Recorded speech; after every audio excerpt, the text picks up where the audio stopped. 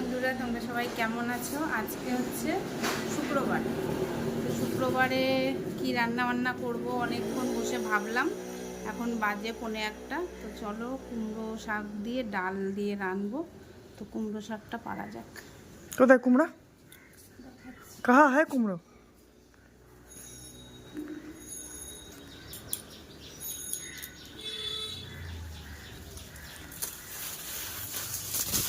ওরে ওরে ওরে ওরে ওরে ওরে ওরে ওরে ওরে কুমড়ো শাক রে রে।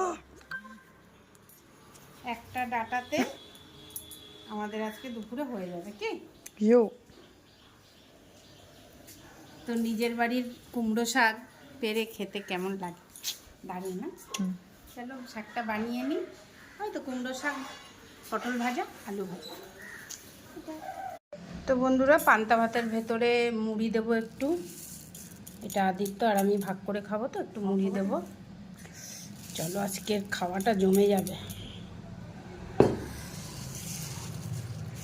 ওহো, তোমরা কারা কারা এরকম পছন্দ করো অবশ্যই কমেন্ট করে জানাবে, ঠিক আছে?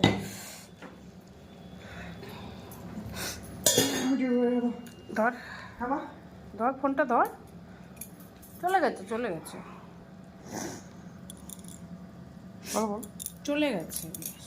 ঠিক আছে, একটু পজ কর, আমি লবণ। তো বন্ধুরা এই দেখো, এটা হচ্ছে ছাতু মাখা। তো কারা কারা খেয়েছো? এবার জোরে কথা বল, জোরে ফোনে জোরে কথা বলতে। ও তো গাইস, কারা কারা এই ছাতু মাখা খেয়েছো একবার কমেন্টে জানিও, ঠিক আছে? আর দেখতে তো ভালো লাগছে কি? আদিত্যর একটু, আমার একটু। আর আদিত্যর ভাত। চামচ দেখাবি? না না ঠিক আছে, নে তো বস, দে আমাকে দেখা একটু। তো চলো খেয়ে নিই। আর স্পেশাল আজকের খাবার, আর একটুখানি মুড়ি নিয়ে নেবে। আমার মনে হচ্ছে দুপুরে এই খাওয়া হয়ে যাবে আমার, তাই না? তারপর চলো খেয়ে বলবো, হ্যাঁ, তোমাদেরকে কেমন লাগছে। একটুকে জল দিয়ে দিই। অল্প তো বেশি না। দুপুরবেলার খাওয়া এটাই হয়ে যাবে আজকে।